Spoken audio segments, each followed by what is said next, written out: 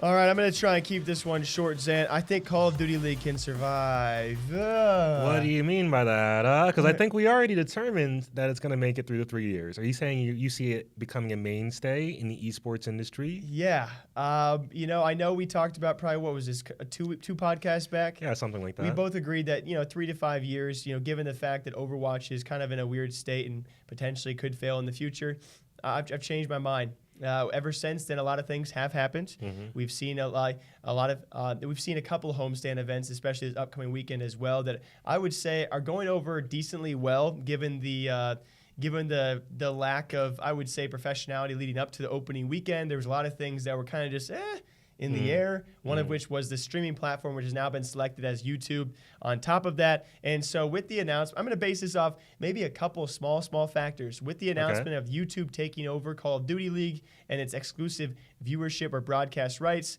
I think that Call of Duty League will last.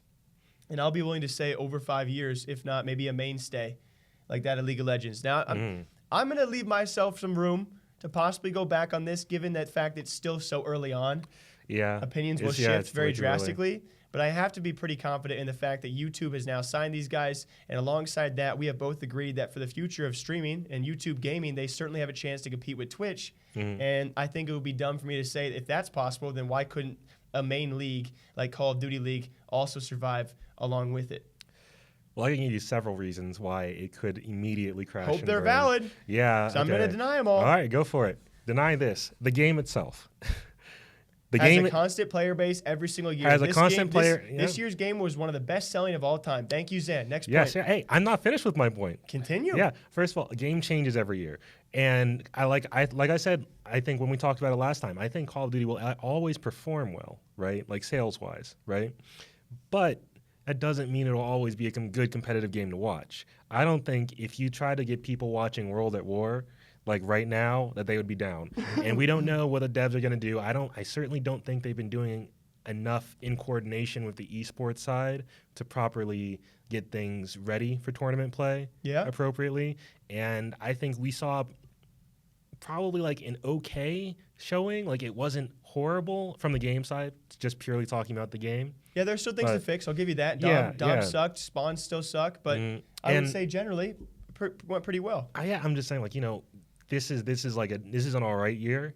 What happens when we get a bad year? Because we get a bad year for Call of Duty like every couple games. That's a valid argument. I think the one main valid argument we have as of right now, this early on, would be a terrible game. Like if we have a terrible game with terrible game modes, God knows if we're going to be dunking balls again in Call of Duty. I don't like that competitive side of things. Yeah. I'll give you that. But, when it comes to the game changing, it's not necessarily going to be a severe downside because the game could also get better. We see Overwatch change constantly. We see League of Legends change constantly. It could be a fresh pace. We see those games change constantly, but not becoming an entirely different game. I wouldn't call it an entirely different game. Yeah, I'd say like usually it's like you're still shooting guns. Yeah, well, you could say you're still shooting guns in Overwatch. Is that not a different game? Typically, you're shooting an AR and an SMG take off every single year. So are Call of Duty and CS:GO the same thing?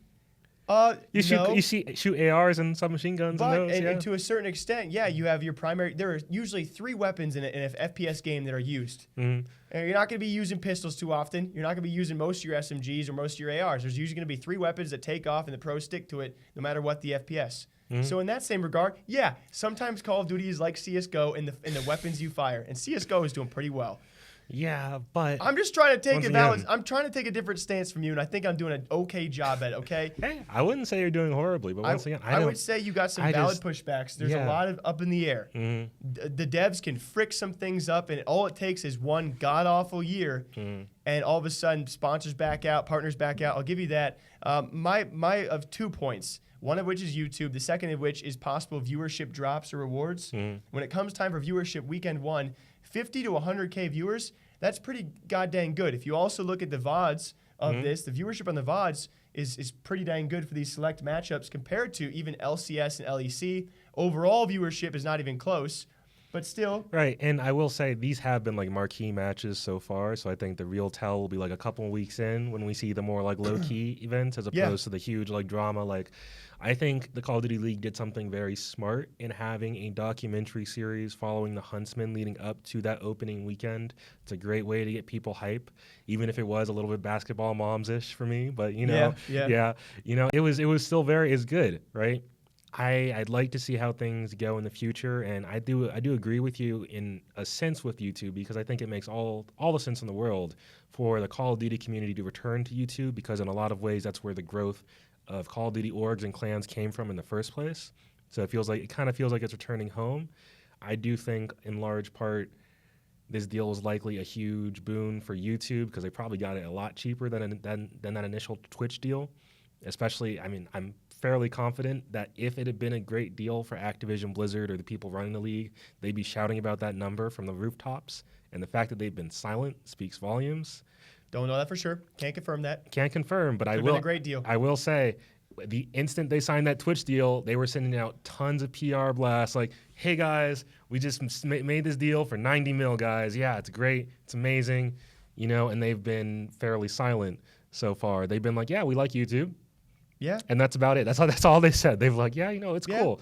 Yeah, so I don't know. I think if they can figure out these YouTube drops for both Overwatch League, I'm focusing mainly on Call of Duty. You boost viewership, all of a sudden. I think that would definitely help a lot. If you're hitting 100K concurrents on these streams, I would say Season 1 to a new platform, that's great. If YouTube Gaming can figure out more recommended features and actually having the stream show up better, and again, all of a sudden you appeal to the gigantic viewer base that is Call of Duty, who knows what viewership numbers could do? There are certainly valid points on both sides. Yeah, I agree. I just want to conflict with you a little bit. I have the utmost faith in YouTube and Fwiz. I think they're going to grind to make this work on their end. Yeah. I have beyond the utmost faith in the orgs. They're going to grind to make this work on their end. The players, the storylines, that's all there. Absolutely. They are the ones the game. Really, like, it's the developers and the publishers and the people actually running the league that I think we see weaknesses in. And I think I'm worried about that. Totally agree on that. Yeah. Maybe I baited a little bit. I think Call of Duty League can succeed. I don't know how long it's going to survive. No one can answer that. But certainly, you got to admit, whether a fan or not, there are great sides and there are worrying sides about Call of Duty League. Yeah. And I guess we'll find out 5 years from now who's right, who's wrong.